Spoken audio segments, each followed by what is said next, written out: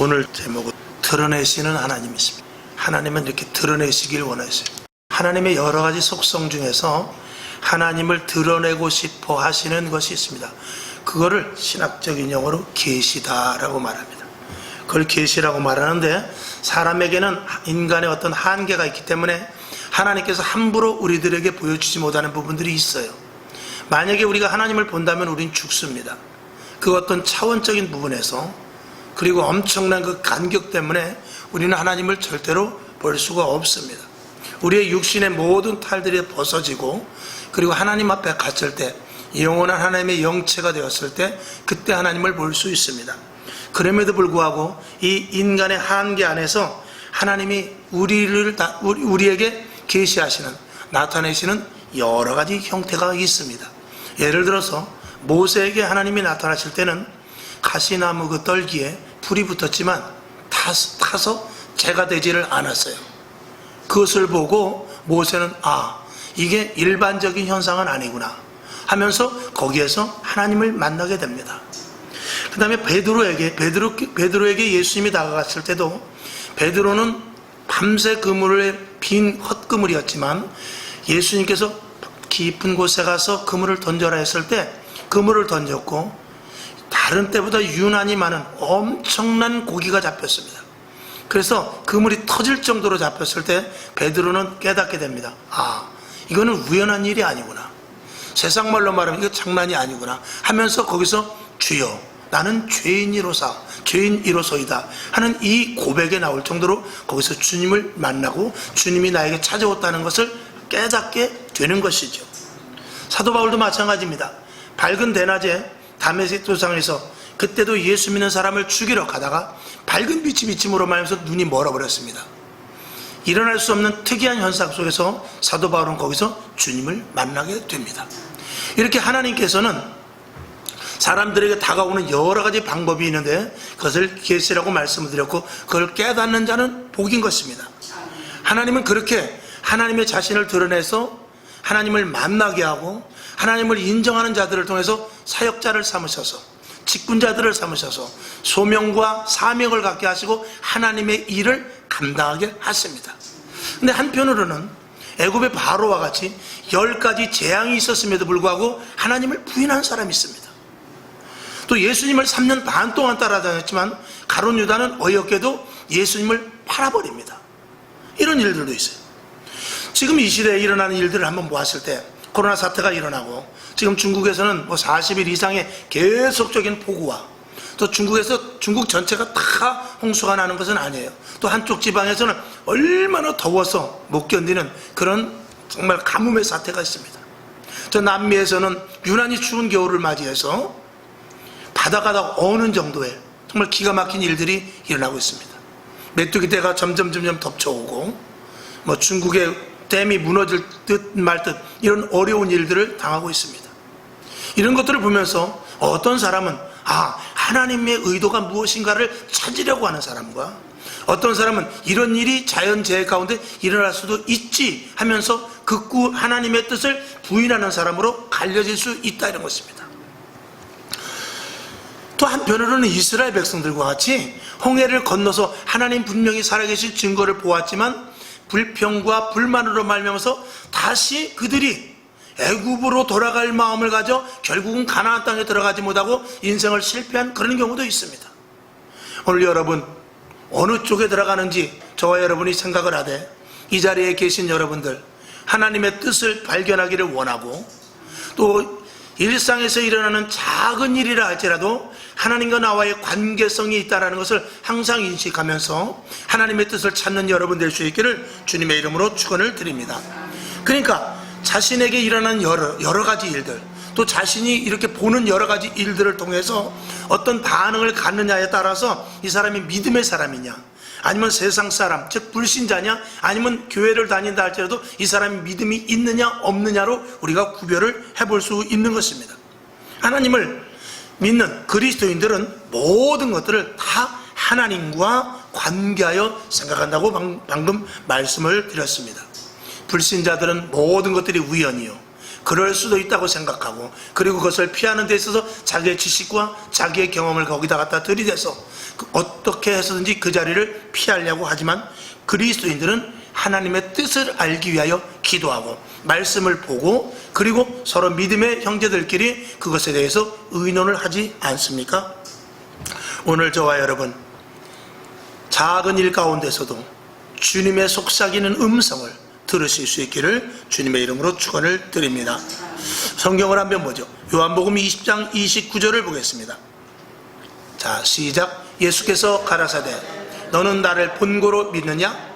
보지 못하고 믿는 자들은 복되도다 하시니라. 아멘. 여러분, 하나님은 보이진 않지만 우리들에게 보여주시길 원해요.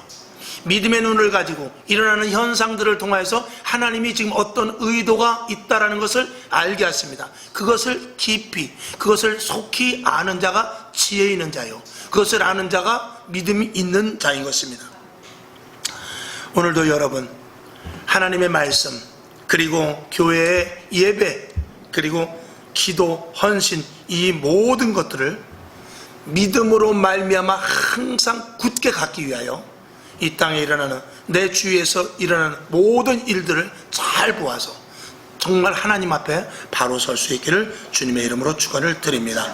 우리가 하나님의 말씀대로 살기 위해서는 세상의 사람들이, 예를 들어서 세상 사람들은 어떤 일이 일어났을 때 우연이다, 우리는 하나님의 뜻이 있다, 이럴 때 충돌이 일어날 수도 있습니다. 그러나 성경은 이렇게 말하고 있죠. 요한복음 15장 18절을 한번 보겠습니다. 시작. 세상이 너희를 미워하면 너희보다 먼저 나를 미워한 줄을 알라. 항상 충돌이 되는 그런 일들 속에서 그리스도인들을 미워하고, 쟤네들은 항상 뭐든지 교회래, 뭐든지 하나님이래, 뭐든지 예수래, 무조건 기도해야 된대, 이런 그 작은 것 같지만 그런 일들로 인하여서 세상 사람들과 충돌이 생기게 마련입니다. 그러나 그럼에도 불구하고 우리는 그런 충돌이 있음에도 불구하고 세상에 나가서 소금과 빛의 역할을 해야 됩니다. 그들을 미워하거나 저들은 우리와 차원이 다르다 이렇게 그냥 밀어붙여서는 안 되는 것이죠. 마태복음 5장 16절을 참고로 보겠습니다. 시작. 이같이 너희 빛을 사람 앞에 비추게 하여 저희로 너희 착한 행실을 보고 하늘에 계신 너희 아버지께 영광을 돌리게 하라. 아멘. 아멘. 세상 사람들과 부닥치는 데 있어서 우리가 그들과 대적관계를 가는 것이 아니라 우리가 선을 행하고 옳은 일을 행하고 하나님의 말씀을 증거하면서 덕을 쌓되 우리가 올바르게 이 일을 하고 올바르게 살아가는 데 있어서 저들이 미워하는 것에 대하여서, 그런 것에 대하여서 개의치 말라라는 것입니다. 그들과 적대 관계로 갖고 너희는 네 멋대로 살아라, 나는 나대로 살아라, 이것이 아니라는 것이지요. 사실은 직장이나 세상에서 우리가 살 때 너무 정직해서, 너무 진실해서, 너무 똑바로 살기 때문에 세상 사람들에게 미움을 받는 경우도 분명히 있습니다. 그런 것들을 감수하라는 것이지, 세상 사람들과 분리해서 너는 지옥 갈 백성이고 나는 천국 갈 사람이니까 너는 네 맘대로 해, 난 너와 관계 안 해, 이렇게 하는 것은 절대로 아니라는 것입니다.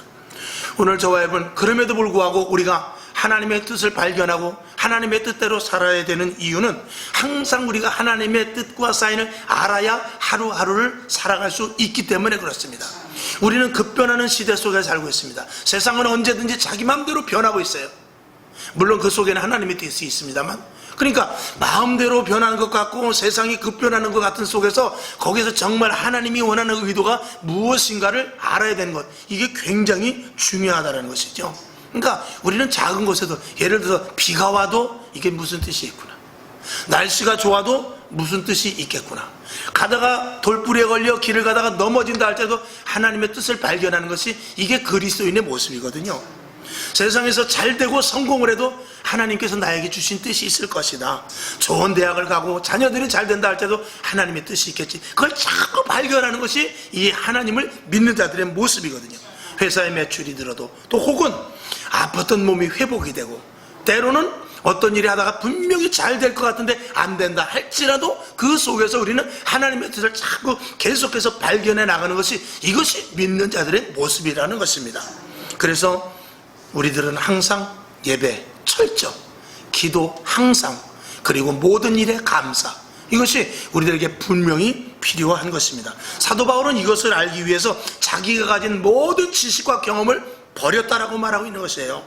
자, 빌립보서 3장 7절부터 9절까지 잘 아시는 말씀인데 우리 한번 보도록 하겠습니다. 시작. 그러나 무엇이든지 내게 유익하던 것을 내가 그리스도를 위하여 다 해로 여길 뿐더러 또한 모든 것을 해로 여김은 내 주 그리스도 예수를 아는 지식이 가장 고상함을 인함이라. 내가 그를 위하여 모든 것을 잃어버리고 배설물로 여기면 그리스도를 얻고 그 안에서 발견되려 함이니 내가 가진 의는 율법에서 난 것이 아니요 오직 그리스도를 믿음으로 말미암은 것이니 곧 믿음으로 하나님께로서 난 의라. 아멘. 여기 보면 그 안에서 발견되려 함이라 그랬습니다.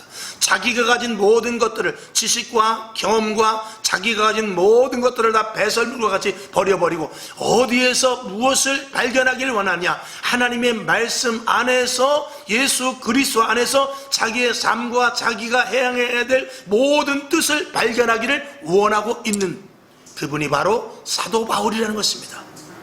저와 여러분도 이 사도 바울의 고백을 분명히 우리들에게 그대로 대입을 시켜야 될 줄로 믿습니다. 하나님의 뜻을 발견하는 데 있어서 가장 방해되는 것이 이 사도 바울은 세상의 지식이라고 그랬어요. 자기가 갖고 있는 경험이라고 그랬습니다. 그렇습니다. 우리가 영성과 지성을 나누는데 우리는 영성의 사람입니다. 세상 사람들은 지성의 사람입니다. 영성과 지성 속에서 가장 갈등되는 것이 무엇이냐면 자기가 가지고 있는 지식과 경험이에요. 자기가 알고 있고 자기가 경험했던 것, 그리고 자기가 배웠던 이 모든 것들을 하나님의 뜻과 세상의 방식 속에서 항상 혼란이 올 수밖에 없습니다. 내 생각은 이런데, 세상의 방법은 이런데, 의사는 이렇게 이야기했는데, 과학자들은 이렇게 일을 펼쳐나가는데 하나님은 이렇게 하라니. 자, 나만 장군이 문둥병을 앓았습니다. 엘리사가 말합니다. 가서 요단강에 7번 목욕을 하십시오. 이것은 자기의 생각과 자기의 방법으로는 전혀 맞지 않는 생각입니다. 그러나 지성을 따르게 되면 그 말을 들으면 안 됩니다. 그러나 영성을 따를 때 그 말을 듣고 요단강에 들어가는 것입니다. 저와 여러분도 마찬가지입니다. 우리가 세상의 방법과 하나님의 방법이 비슷하면 큰 문제가 없습니다. 근데 세상의 방법과 하나님의 뜻이 전혀 배치될 때, 그때는 하나님의 뜻을 따라가야 되는데, 그때 비로소 우리는 하나님의 뜻이 무엇인지 깊이 알아. 일어나는 현상 속에서 하나님이 나에게 무엇을 요구하고 지금 내가 어떤 길을 선택해야 될 것을 항상 기도하고 말씀 보면서 예배를 통해서 주시는 말씀을 통해서 선택을 해야 되는데, 어렵지만 그 길이 영성을 향하여 가는 길인 것입니다. 저와 여러분은 육의 사람이 아니요 육을 가졌지만 영의 사람이기 때문에 그래요. 우리는 영을 쫓아가는 사람이거든요. 생명을 따라가는 사람이거든요. 하늘나라의 시민권을 가지고 하나님의 말씀과 계시를 따라가는 자들이거든요. 그렇기 때문에 우리는 언제든지 지성을 택하는 것이 아니라 영성을 택할 수 있어야 되는데, 부딪히는 지식과 경험을 배제할 수 있는 믿음이 필요하다, 이런 것입니다. 그러니까 당장 일어나는 현상으로서는 내가 피해야 될 때도 있고, 당장 일어나는 현상으로 봐서는 내가 감춰야 될 때도 있지만, 그 속 내막을 알고 하나님의 의도를 한다면 때로는 피하는 것이 아니라 그 문제와 부닥쳐야 될 때도 있고, 때로는 그 문제와 반대의 길을 가야 될 때도 있을 수가 있다라는 것입니다. 그럼 이걸 누가 알려줍니까? 하나님의 뜻을 알기 위해서 날마다 우리는 기도해야 되는 것입니다. 하나님의 뜻을 알기 위해서 날마다 우리는 예배 빠지면 안 되는 것이죠. 하나님의 뜻을 알기 위해서 날마다 우리는 오히려 일어난 일들에 대해서 감사할 수 있어야 되는 것입니다. 지난 주일의 시간에 말씀을 드렸듯이 우리에게 당하는 모든 것들은 사단이 우리를 넘어뜨리려고 하든지, 시험을 걸어서 우리를 쓰러뜨리려고 하든지, 하나님께서 우리에게 테스트를 하든지, 어떤 일이 되든지 간에 하나님은 우리에게 재앙이 아니라 평안이라는 것입니다. 이 말씀을 저와 여러분이 항상, 우리가 어느 편에 있습니까? 마귀의 편에 서 있고 세상 편에 있으면 우리는 하나님께로부터 당하는 입장입니다. 그러나 하나님 편에 서 있고 주 안에 있으면 우리는 공격적인 자리에 있는 것 아니겠습니까? 그러면 우리가 하나님 편에 서 있어 모든 생명을 주관하시고 재앙을 일으키시며 환난을 일으키시고 마지막 때를 향하여 나아가는 이때에, 우리가 마지막 때에 있어서 즉 피동적으로 우리가 당하는 자가 아니라, 피해자가 아니라 하나님 편에 있는 가해자라고 말하기는 무엇을 하지만 하나님 주관자가 된다면, 주관자 편에 되어 있다면 우리가 두려울 것이 무엇이 있겠느냐, 이런 것이죠. 여러분에게 이 믿음을 갖기 위하여 지식과 경험보다 하나님이 기뻐하시는 뜻이 무엇인지를 잘 알 수 있기를 주님의 이름으로 축원을 드립니다. 오늘 본문에 보면은 20절에 보면 하나님의 신성이 이 땅에 분명히 나타났다고 그랬어요. 그러니까 이 땅의 기근과 전쟁과 그리고 하다못해 매일 아침 떠오르는 태양을 보고도 우리는 하나님의 존재를 깨달을 수 있어야 돼요. 세상 사람들은 자연의 원리, 자연의 이치다. 그렇기 때문에 봄 다음에 여름, 여름 다음에 가을, 가을 다음에 겨울, 이것이 자연적으로 오는 것 같지만 그것을 주관하시는 분이 있다라는 것을 찾는 자가 지혜 있는 자입니다. 그러니까 이 세상의 모든 일들은 하나님의 주관과 하나님께서 분명히 그 신성을, 하나님의 신성을 가지고 이 땅의 모든 자연적인 현상을 자연적인 현상을 통해서 하나님 살아계신 그 계시를 드러낸다고 그랬어요. 근데 그것을 어떻게 해요? 절대로 우연이 아니고 하나님의 뜻이 있음에도 불구하고 그것을 부인하는 자들이 있다는 것입니다. 자, 누가복음 12장 28절을 보겠습니다. 시작. 오늘 있다가 내일 아궁이에 던지오는 들풀도 하나님이 이렇게 입히시거든 하물며 너희일까 보냐? 믿음이 적은 자들아 그랬어요.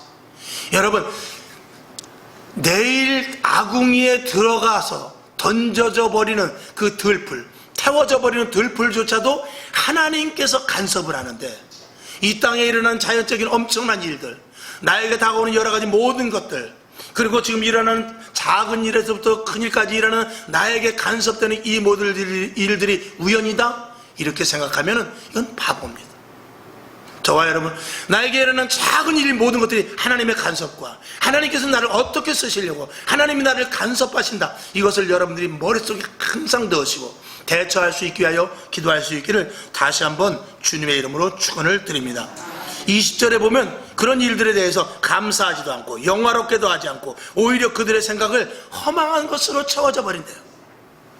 오늘 24절에 보니까 하나님께서 그들은 그냥 내버려 둔다고 그랬어요.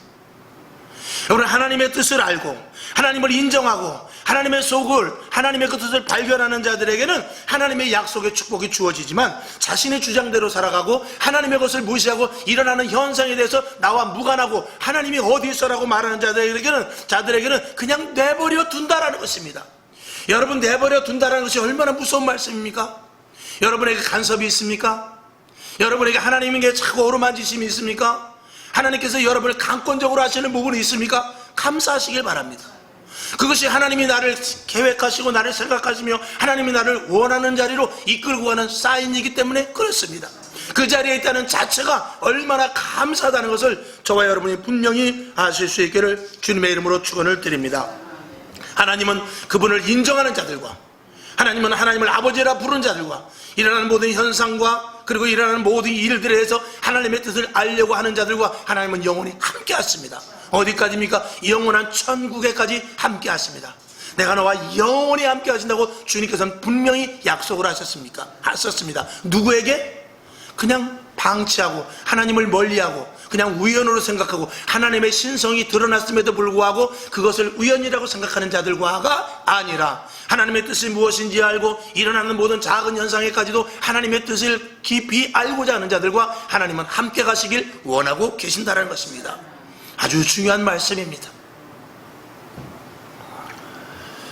지금 현대 사태를 한번 다시 되새겨봅니다. 엄청난 재앙과 홍수, 지진 등 여러분 뉴스를 보니까 특별히 아시아 지역에는 엄청난 홍수가 말도 못하게 정말 상상할 수 없을 정도. 우리나라는 거기다니까 세 발에 피더라고요. 물론 부산 같은 데서 피해를 입으신 분들에게 그렇게 말씀드릴 수는 없습니다만, 그럼에도 불구하고 이 아시아 쪽에서 일어나는 여러 가지 일들을 볼 때 그나마 그래도 감사하다라는 것이지요. 여러분, 서두에서 말씀을 드렸듯이 첫째 기근과 그리고 재앙과 남미 같은데 바다가 다 얼어붙는 이런 일들, 중국에서 일어나는 정말 상상할 수 없는 이런 일들을 보면서 우리는 어떤 생각을 할 수 있어야 됩니까?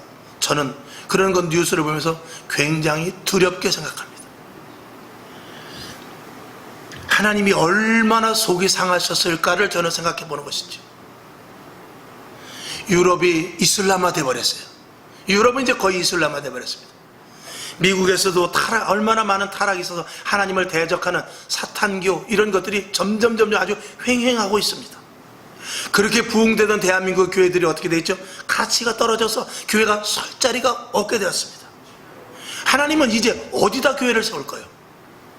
하나님은 누구를 바라보겠습니까? 물론 우리가 하나님을 바라보는 것이지만 하나님은 누구를 찾으며 지금 찾을 만한 사람이 어디 있으며 찾을 만한 교회가 어디 있으며 어디다 교회를 세워서 하나님의 복음의 사역을 감당할까 하나님이 답답하시지 않겠느냐 이런 생각을 해볼 때 저는 두렵다 이런 것입니다.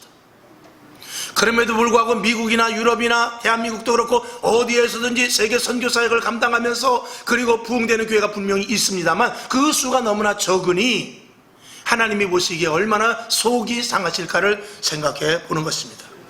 도대체 하나님이 누구와 일하실 것입니까? 하나님의 그분의 뜻을 도대체 누구에게 알리겠습니까? 하나님의 말씀을 듣고 일어나는 현상에 대해서 귀를 기울이는 자가 있어야 하나님의 뜻을 알릴 것이 아니겠습니까?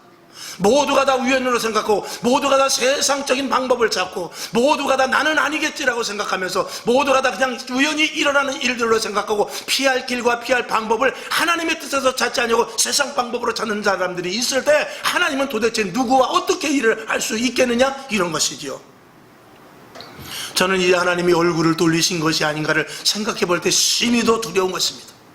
하나님이 얼굴을 돌리시지 않기를 바랄 뿐입니다. 아니 하나님은 이 땅에 주님 오시는 그날까지 결코 얼굴을 돌리시지 않을 것입니다. 지금도 한 사람이라도 찾고 계실 것입니다.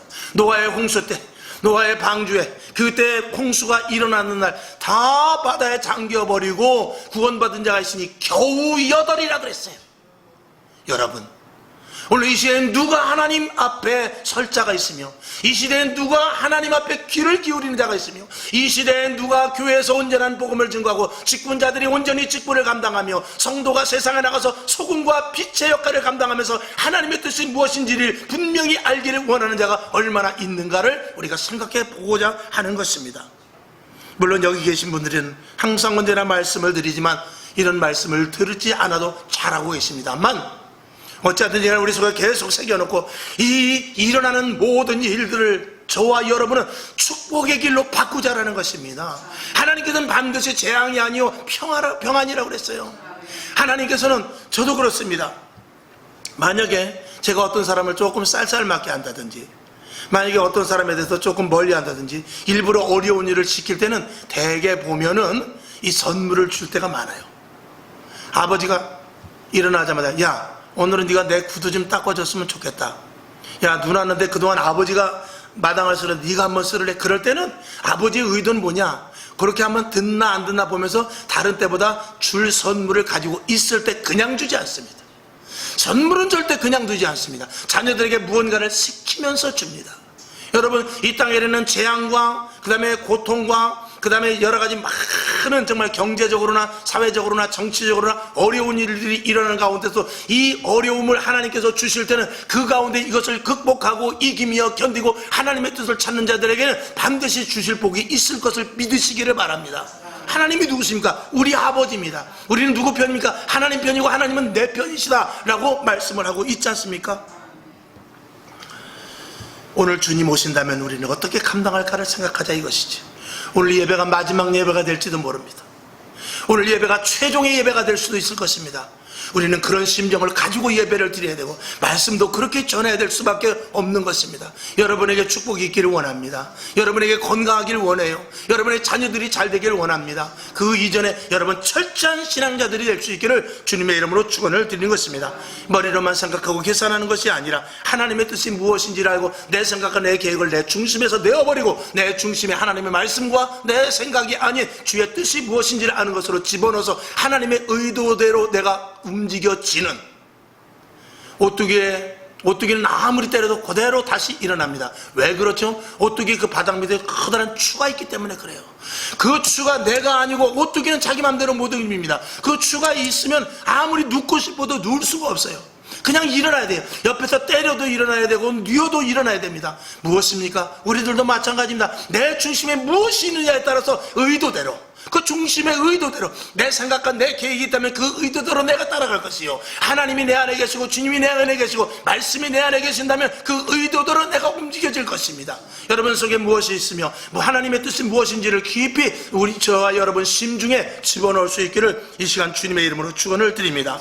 오늘도 하나님은 저와 여러분에게 하나님의 의도를 말씀하시고자 합니다. 여러분 귀를 기울이십시오. 하나님의 뜻이 나에게 어떻게 드러나기를 원하시는가를 늘 생각하시고 분명히 아실 수 있기를 주님의 이름으로 축원을 드리며, 마지막 때, 종말의 때에, 언제 은혜를 거둬갈지 모르는 이때에 하나님의 일하심 안에 들어가셔서 오히려 환난 가운데 평안을 누리며, 그리고 강하고 탁은대한 영적 군사가 되어서 날마다 승리할 수 있는 여러분 될 수 있기를 주님의 이름으로 축원을 드립니다.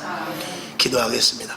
하나님 아버지, 오늘도 주의 성령님께서 우리를 붙잡아 주시고 하나님의 뜻을 오늘도 발견하기 위하여 말씀이 선포됩니다. 또 생활 가운데 주님께서 그 계시로 말하시기를 원합니다. 하나님 아버지, 알게 하여 주시옵소서, 깨닫게 하여 주시옵소서, 그대로 행하게 하여 주셔서 내 육신은 예수를 믿음으로 말미암아 죽었고 이제 새 생명을 가진 새로운 피조물로서 사니 하나님 나를 이끌어가 주시옵소서. 하나님의 분명한 의도와 뜻을 알게 하여 주셔서 하나님의 자녀다운 삶을 살게 하여 주시옵소서. 이런 기도를 하면서 하루하루 승리하며 살아가게 하여 주시옵소서. 예수님의 이름으로 간절히 기도하옵나이다. 아멘.